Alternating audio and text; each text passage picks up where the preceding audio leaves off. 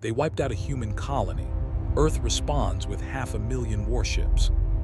Cities stretched along the coastlines, with spires of glass and steel reflecting the pale light of the distant sun. Green fields of engineered crops swayed under artificial atmospheres, and laboratories hummed with research that could one day change the galaxy.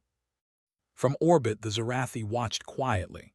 They were a proud and merciless species, known across multiple systems as conquerors. Their fleet, sleek and black, loomed over the planet like a shadow, invisible to the settlers below. Most humans would have never suspected danger. The Zarathi were thought to avoid interference with humanity, dismissing Earth as primitive and its colonies as insignificant. No warning came. At precisely 03:47 Aurora Standard Time, orbital bombardments began. Cities disintegrated in blinding flashes. The laboratory domes on the equator, where scientists had been running experiments to generate clean energy from dark matter, were the first targets.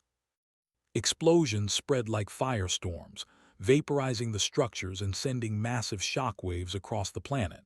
The sky turned red, then black as firestorms devoured everything in their path. The settlers had only moments to react. Alarms screamed across the cities. Families ran blindly, trying to reach shelters that were already melting under the alien fire. Entire streets were obliterated before anyone could escape. In the space of minutes, Aurora IX went from a thriving colony to a world of smoke, ruin, and ash. The Zarathi did not stop. They deployed ground drones with plasma cannons to finish what the orbital bombardment began. The surviving humans fought bravely. They fired rifles, set traps, and tried to mount a defense, but the drones were relentless. Within an hour, Aurora IX was effectively gone. When the news reached Earth, the reaction was immediate and fierce. Quantum communications carried images of the devastation, cities reduced to molten craters, forests burned to cinders, and survivors barely clinging to life. Leaders of Earth's government stared at the holographic displays in silence. Military commanders clenched their fists. Scientists, who had long warned of potential alien hostility, wept. On the United Nations, Central Command Hub in Geneva, Secretary General Lee spoke first. Her voice, calm but firm, filled the room. Aurora IX is gone. We have lost thousands, perhaps tens of thousands. The Zarathi have crossed a line. Humanity cannot let this act go unanswered. Across the globe, militaries mobilized at speeds previously thought impossible. Shipyards on every continent fired up production lines.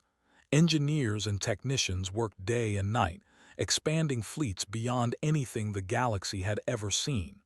The goal was simple: 500,000 warships, ready to respond to the Zarathi. Humanity had long relied on ingenuity, creativity, and sheer determination to survive. Now, that reputation would become the galaxy's greatest warning. Unlike other species, humans could turn even desperation into power. Meanwhile, scientists worked to adapt Earth's experimental weapons for war. They combined nuclear plasma drives with advanced AI guidance systems. Warships were designed to repair themselves in real time, to evade attacks, and to coordinate in ways the galaxy had never imagined. Even the smallest vessel could act as a deadly force multiplier when connected to the human fleet network. As these preparations unfolded, the galaxy whispered in disbelief. "Earth will never retaliate on this scale," said Admiral Krell of the Arvath fleet. "500,000 ships. Impossible, they are primitive. They cannot organize such an armada without collapsing." No one from Earth heard the whispers. Humans did not care about skepticism. They had been underestimated for centuries, and history had shown that underestimation was humanity's greatest advantage. Back on Aurora IX, a handful of survivors struggled to live. Families huddled in underground shelters, listening to the faint hum of destruction above. "Doctor," Ilara Vance, a physicist who had spent years studying faster-than-light communication, clutched her children close. "We cannot give up," she whispered, though her voice trembled. "Earth will come. They will make this right." Across the universe, other alien civilizations took notice. Some observed silently, curious to see how humans would respond. Others grew concerned, realizing that the act of wiping out a human colony might not be the final word. For centuries, humans had been underestimated. For centuries, they had survived. In the weeks that followed, Earth's response became more apparent. Entire fleets left orbital docks, moving through space in synchronized formations. Warships that had once served exploration and trade were retrofitted for battle. Engineers added experimental weapon systems, from railguns firing magnetic projectiles at near-light speed to plasma torpedoes capable of obliterating small planets. But Earth did not act rashly. Every ship, every strategy, every command was calculated. Humans had learned from their past mistakes. Unlike many other civilizations, they did not rely on brute force alone. They combined ingenuity, adaptation, and a relentless will to survive. In a secret command room beneath the Pacific Ocean, Admiral Rahim stood before a holographic display of the galaxy. His face was illuminated by the soft blue glow of the projection. "500,000 warships," he said quietly. "That is not just retaliation. It is a message. No one can ever think they can harm humans without consequence." The first wave of Earth's fleet moved outward, heading toward the outer systems, where Zarathi forces had been stationed. Smaller human ships tested the limits of their new AI coordination systems, performing maneuvers that would have been impossible just months earlier. The galaxy's sensors began to pick up unusual activity. Earth was moving in ways no one had predicted, at speeds that defied expectations. Meanwhile, back on Aurora IX, Dr. Vance and the survivors watched the sky for signs of help. They knew the odds were slim, but hope persisted. Humanity had faced extinction threats before and had always emerged stronger. The same would happen again. Alien observers continued to misjudge humans. They saw Earth's fleets as a curiosity, expecting delays, mistakes, and internal conflict. What they could not understand was that humans thrived under pressure. Their unity, their creativity, and their capacity for sacrifice made them unlike any other species in the galaxy. The Zarathi, confident in their power, ignored these warnings. They believed that destroying Aurora IX had been a simple and decisive strike. Yet across countless star systems, Earth's production lines continued to hum. 500,000 warships were being prepared, and with every vessel completed, humans grew more determined. On Earth, scientists developed weapons that could harness planetary energy, AI systems capable of predicting enemy strategies, and tactical simulations that no alien could anticipate. Citizens volunteered for service, engineers pushed technology to its limits, and soldiers trained relentlessly. Every human being, in some way, contributed to the coming response. As Earth's fleets gathered, messages were sent to the galaxy. Humans would not be ignored. Aliens who had once dismissed Earth as primitive began to whisper, nervously, about the rising human threat. The galaxy was beginning to realize that underestimating humanity was a grave mistake. And still, the survivors of Aurora IX waited. In underground shelters among rubble and ruin, they held on to life, watching the stars. They knew their world was lost, but they also knew that humanity would answer. The galaxy had witnessed human destruction at its most personal, and soon it would witness human power on a scale never imagined. The first part of humanity's response was simple: survival, preparation, and determination. The second part would be a revelation. The galaxy would see that humans were more than survivors. They were strategists, engineers, and warriors, united by a singular purpose. In the silent void of space above the ruined Aurora IX, The Zarathi fleet lingered, confident that their victory was complete. They did not yet know that they had sparked something unstoppable. Earth had begun to move, and with 500,000 warships in production, the galaxy was about to witness the first true demonstration of human wrath, intelligence, and unity. And in that moment, humanity began to write the next chapter of its history, not as victims, but as a force that the galaxy would never again underestimate. The first wave of human warships had left Earth's orbit weeks earlier. From space, they looked like stars moving in perfect formation, hundreds of thousands of vessels stretching across the void. Each ship, no matter how small, was part of a network, a single mind guiding millions of machines simultaneously. The galaxy had never seen anything like it. The Zarathi, arrogant and confident, were still in their home systems, convinced that humans were primitive and slow. "They cannot organize such numbers," Admiral Krell sneered to his council. "Even if they tried, they will collapse under their own weight." What Krell did not understand was humanity. Humans thrived under pressure. They adapted faster than any other species, and their unity was almost impossible to break. In the outer systems, scouts detected the approaching fleets. Alien observers were puzzled. Hundreds of ships arrived simultaneously, appearing from multiple directions. Human tactics were unfamiliar. Some fleets jumped through wormholes, others appeared from hiding behind asteroid belts, and a few seemed to vanish, only to strike from unexpected angles. Lieutenant Eric Jansen, commanding a squadron of scout ships, grinned as his AI coordination system relayed enemy positions. "They think they know where we are," he said. "Let's show them they don't." The first contact occurred near the Lyria Belt. A Zarathi destroyer fleet attempted to intercept a human convoy. Humans engaged, but not in the way the aliens expected.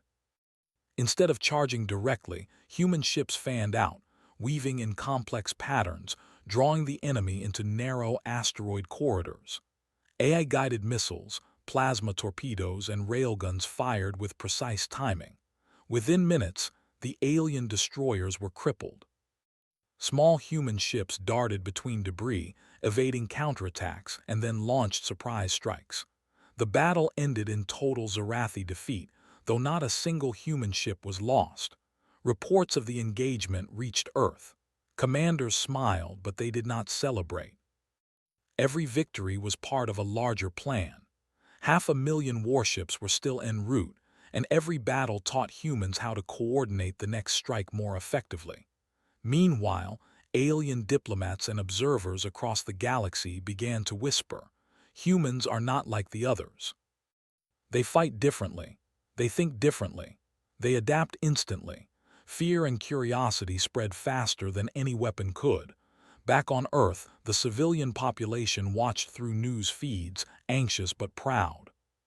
Cities celebrated quietly, engineers continued building, and students volunteered to learn skills that might one day contribute to the Armada. Humanity had become a single organism, united by loss, anger, and determination. Deep within the Zarathi fleet, Admiral Krell convened his council. "The humans are dangerous," he admitted reluctantly. "We cannot underestimate them. Their fleets move too fast, their attacks are unpredictable, and their coordination is perfect. Prepare our main armada. We will crush them before they reach our homeworld." It was already too late. Humanity had anticipated this move. Earth's fleets had trained for months, using simulations of every possible scenario. Every alien tactic had been studied, every potential weakness predicted. Humans did not just fight, they outthought their opponents. Captain Lyra Chen, commanding the flagship Horizon's Edge, led a specialized unit designed to test enemy defenses. "Engage stealth mode," she ordered. Her ship shimmered, bending light to become almost invisible. The alien fleet's sensors failed to detect her movement. In moments, human ships emerged behind enemy lines, striking command vessels and disabling them with precise, non-lethal attacks that left the aliens confused and demoralized. The Zarathi were stunned. Their warriors had never faced an enemy like this. Every attack was met with an unexpected counter. Every formation they tried to use was outmaneuvered. They had fought countless species, but none had moved like humans. None had coordinated like humans. Meanwhile, human engineers were already working on new weapons. Some ships tested energy shields capable of reflecting plasma beams. Others deployed drones that could infiltrate enemy vessels, disable systems, and retreat before detection. Every engagement became a learning experience. Human AI adapted in real time, analyzing enemy patterns and distributing strategies instantly across the entire fleet. In one skirmish near the Orcs cluster, a human scout ship ran what seemed like a suicide mission. It approached a massive alien dreadnought head-on, luring the ship into a narrow space canyon. Once inside, dozens of hidden human warships activated, firing torpedoes and energy pulses. The dreadnought was destroyed in minutes. The alien observers could not believe what they had seen. "Impossible," muttered Admiral Krell. "They should have lost that vessel, they should have made mistakes, yet they have none." It was not magic. It was human adaptability, ingenuity, and determination. Every human was willing to risk themselves for the larger mission. They had learned from history that survival depended on cooperation and courage. The galaxy had never seen such traits so fully realized. On Earth, military strategists plotted the next steps. They would not stop at outer systems. The human armada would move deeper into Zarathi territory. Colonies, supply stations, and military outposts all would be neutralized before the main Zarathi fleet could organize a full defense. At the same time, Earth's leaders emphasized discipline. Civilians aboard the warships were trained to operate complex systems. Scientists and engineers worked alongside soldiers.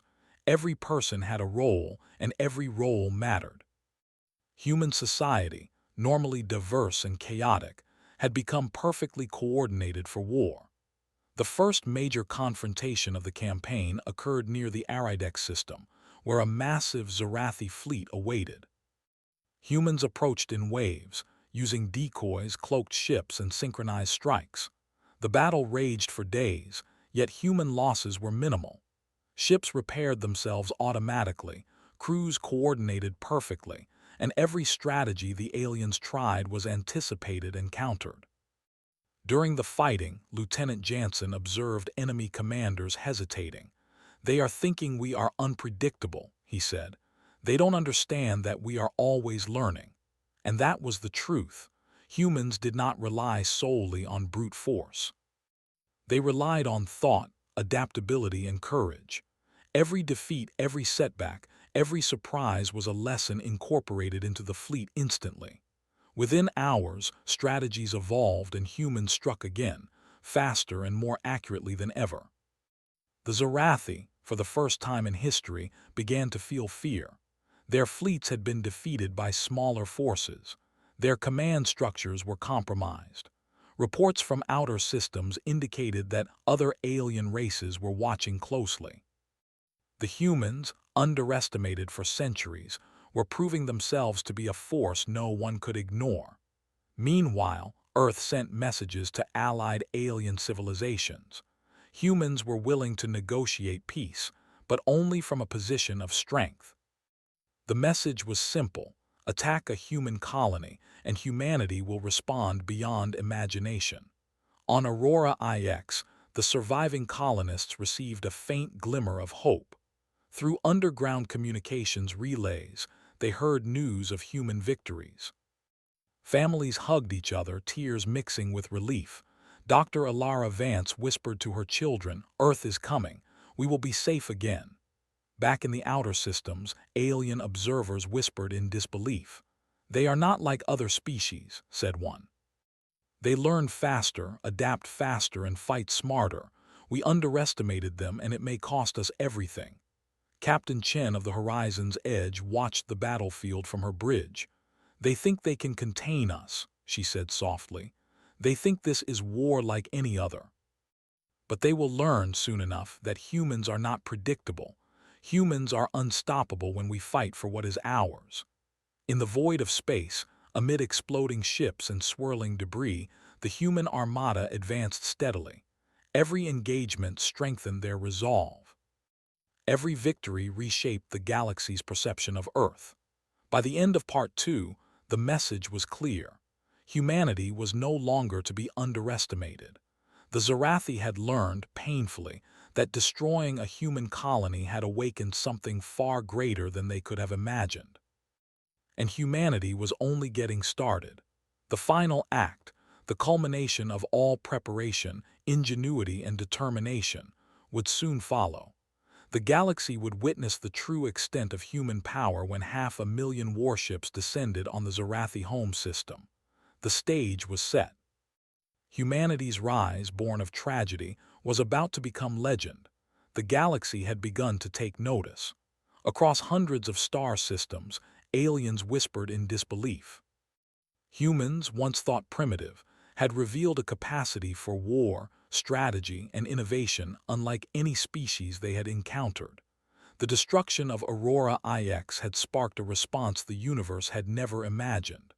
Now, the full might of humanity was on display. 500,000 human warships moved in perfect formation through interstellar space, a living network of machines and minds connected by advanced AI and human coordination. They were approaching the Zarathi home system, a world of steel cities, orbital fortresses, and centuries of military pride. To the Zarathi, the sight was horrifying. To humans, it was the moment of truth. On the flagship Horizon's edge, Admiral Rahim stood on the bridge, watching the stars blur past as the fleet accelerated through a wormhole. "This is not revenge," he said quietly. "This is a lesson the galaxy will never forget." Humans do not forgive easily, and we do not forget. Captain Lyra Chen at his side nodded. "Let them underestimate us one last time. After this, no one will ever doubt Earth again." The Zarathi were not blind to the approach. Their fleets scrambled, desperate to intercept the human armada before it could reach the planet. But the humans had anticipated every move. Using stealth fleets and deceptive maneuvers, they bypassed outer defenses and struck deep into the enemy territory. The first human wave emerged from a wormhole behind the Zarathi fleet, firing railguns and plasma torpedoes in precise synchrony. Alien vessels exploded in firestorms, their shields failing to anticipate attacks from multiple angles at once. Human drones infiltrated command ships, disabling weapons systems, engines, and communications. Within hours, the Zarathi outer fleets were shattered. The galaxy watched in shock. Holofeeds transmitted the destruction to every nearby system. The supposedly invincible Zarathi warships, destroyed by smaller, faster, smarter human forces. Even alien observers who had studied human history were stunned. Humans were unpredictable, adaptable, and relentless. Inside the Zarathi home system, panic spread. The Council of Elders convened in their crystal palace atop the capital world. "We underestimated them," one elder admitted. "They are unlike any species we have fought. Their technology is advanced, but their coordination, it is beyond calculation. They think like a single mind." Another elder spoke in fear. "They are here. Their fleets are in orbit. If we do not surrender, our civilization may be wiped out." The Zarathi military, long proud and feared, tried to regroup. But humans were already inside the orbital defenses. Human warships darted between moons and asteroid belts, evading energy beams and firing on key fortresses. One by one, the Zarathi orbital stations fell, not through brute force alone, but by strategy, clever positioning, and exploitation of weak points. Captain Chen led a specialized strike team directly into the heart of the Zarathi armada. Their mission was simple: take out the command ships. Using stealth technology and precise calculations, they bypassed dozens of enemy vessels, avoiding detection until the final strike. With coordinated plasma bursts, they disabled the dreadnought's core systems. The Zarathi admirals were trapped, their fleets left leaderless and chaotic. Meanwhile, humans on Earth monitored every battle. Engineers adjusted AI systems in real time, launching reinforcement waves, deploying repair units, and recalculating tactics after every encounter. It was a war of speed, intellect, and innovation. Aliens had never faced an enemy who learned and adapted so fast. On the ground of the Zarathi capital, civilians and soldiers alike watched the sky in fear. Massive explosions shook the planet as human orbital strikes hit critical infrastructure. Yet, humans showed restraint. They did not annihilate civilian areas unnecessarily. Every strike was precise, every attack strategic. They demonstrated that humanity could be unstoppable, yet still humane. The Zarathi Council debated surrender, but pride kept them silent. "We will fight to the last," one elder vowed. "They may defeat our fleets, but not our spirit." Humans anticipated this stubbornness. Using communications relays, they broadcasted a clear message across the system. "We do not seek your extinction, but you will never harm a human colony again. Compliance will ensure survival. Defiance will bring ruin." It was a message that combined power with restraint, and it worked. Some Zarathi factions, terrified by the human advance, began surrendering, disabling weapons, and opening ports for occupation. Others continued to fight, believing they could still repel humanity. The final confrontation occurred above the planet's surface. Human warships, coordinated like a single organism, engaged the remaining enemy fleet. Explosions lit the void as humans deployed every advantage: energy shields, plasma cannons, self-repairing drones, and AI-guided missiles. The Zarathi, despite centuries of warfare experience, could not match the precision and adaptability of human forces. On the flagship Horizon's edge, Admiral Rahim watched the final strikes unfold. He knew that every decision, every strategy, and every sacrifice had led to this moment. Humanity had taken the galaxy's skepticism and turned it into an unprecedented victory. By the end of the battle, the Zarathi fleets were shattered, their orbital fortresses destroyed, and their leaders captured or in hiding. The human armada, still fully operational, held the system. Earth's response had been complete. Yet humanity's true strength was not just in destruction. They offered a hand to the survivors. Surrendering Zarathi citizens were treated with fairness. Hospitals were set up, aid was provided, and the message was clear. Humans did not conquer for greed. They acted to ensure peace and to demonstrate power. The galaxy took note. Across multiple systems, alien governments reconsidered their assumptions about humanity. "They are not merely fighters," one diplomat admitted. "They are strategists, scientists, and warriors united as one. They are a force unlike any other." On Earth, celebrations were subdued but proud. Humanity had avenged Aurora IX. They had shown that no colony, no human life would be unprotected. 500,000 warships, the largest armada in recorded history, had proven humanity's capacity for both power and restraint. Survivors of Aurora IX were finally rescued, families reunited. Children saw Earth ships descend in orbit above their shattered home world, carrying aid, food, and hope. Dr. Ilara Vance, standing among the survivors, whispered to her children, "We are safe now, and the galaxy will never forget us." Admiral Rahim, standing on the bridge of his flagship, looked out at the stars. The human fleet, though vast, remained disciplined and ready. "This is more than war," he said. "This is a statement. Humans are united. Humans are adaptable. And humanity will never again be underestimated." Captain Chen nodded, watching the remains of the Zarathi fleets drifting in space. "Let this be a lesson," she said, "not just to them but to every civilization in the galaxy. Humans are not just survivors. Humans are unstoppable when we protect what is ours." And so, humanity returned to the stars not as victims, not as a minor species but as a dominant force. The galaxy had learned an invaluable lesson: underestimate humans at your peril. Peace would follow, tenuous but lasting. Alliances shifted, trade routes stabilized, and the story of Aurora IX became a symbol of human courage, ingenuity, and relentless unity. The galaxy would tell this story for generations. Humans had been attacked, they had been hurt, but they had responded not just with vengeance, but with strategy, power, and morality. The galaxy would never again forget the lesson of Aurora IX.